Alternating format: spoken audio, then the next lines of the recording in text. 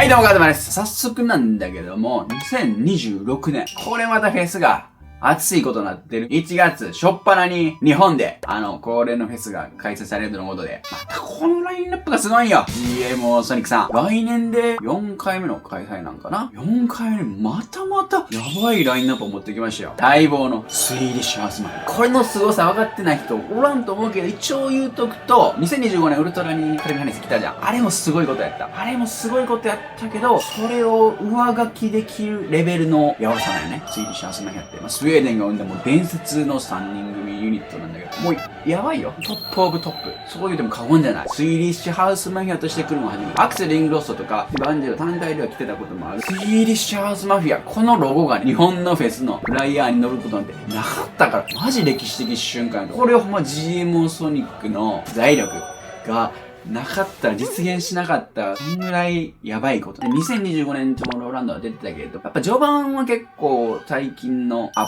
プデートされたセトリというか、テクノとかハウス寄りの往年の名曲を2025年風にアレンジした感じやったんやけど、中盤やばいよね、あれ。往年の名曲を原曲そのままで流す。見たあれマジでやばかったよ。そのやばすぎた時間がなかったからもうメモしたんやけど、ペイバック流して、その後にモーザン用の流して、で、In My Mind。スイリッシュハウスメヒアとしての名曲もあるけど、ソロ、アンジェロ、イングロッソ、アクセルのそれぞれのすごい曲をそれぞれ出してるじゃん。それをバンバン流すし、で、セーブ・ザ・ワールドやろ。で、セーブ・ザ・ワールド原曲来るんから思ったら、デレレ、デレレってリロード。やばかったわね。で、リロードなんだけど、俺めちゃくちゃ思い入れがあって、もうアビーチがトゥモローランドでかけてたら、それずーっと見ててさ、学生時代とか。だからリロードのあのメロディー聴いた瞬間、もう、涙腺崩壊した。やばかったね。で、その後も Don't You Worry Child を原曲で流す。もうこれは大合唱不可避。日本でもやってくれると思う、この流れ。Don't You Worry Child と Save the World ぐらいは大合唱できる準備をしといた方がいい。で、最後、コーリングのマッシュアップやろ。あれはもうほんまにやばかった。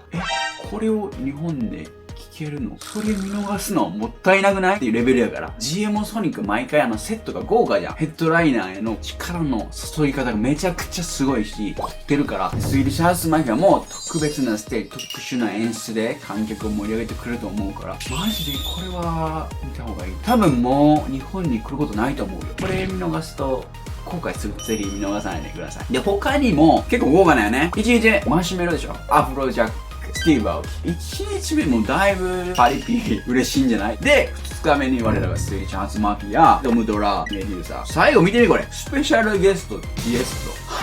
どういうことね？これちょっと気になってんやけど、スペシャルゲストってどういう表記なの？最近結構話題になりました。ゲストがトランスに帰ってくる。エモいよね。あの頃のトランスキングが帰ってきたから。もしかすると、この GMO もトランスセットで行くのか。ビッグルーム系楽しみにしてる人もおると思うけど、どうなるかわからん。このスペシャルゲストって特別な書き方してるから、何かしらね、特殊な演出があるんじゃないかなって。ゲスト自体も久しぶりやからね、日本来る。なかなか来んかったから。やっぱ GMO ソニックス。すごいね。毎回本気度が半端ない。で、次は海外のフェスなんだけど、2026年6月、韓国でワールド DJフェスティバル。やばいね。6月13日、14日、ソウルランド。日本で今年初めて開催されて話題になりましたね。それの本家の韓国版が20周年を迎えるってことで、これまた豪華なんや。マッシュメロでしょ？そして Z が来ます。で、アーミン・バン・ビューレム。で、そしてなんで俺はこんなテンション上がってるかっていうと、ハードスタイルが今回も熱い。例年あったけど、球団ステークオーバー。今回、リューロック、ステファン、リベリオン、サウンドラッシュ。やばすぎ？韓国なんでハードスタイルこんなに毎回すごいの？しかもね、これの怖いとこは、ドリームステージなんよ。ドリームステージってことはメインステージじゃないよ。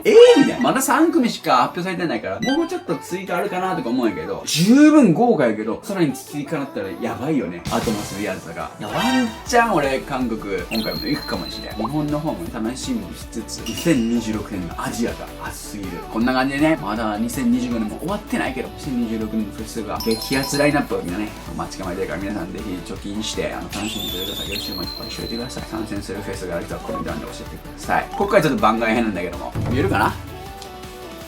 なんて書いてる？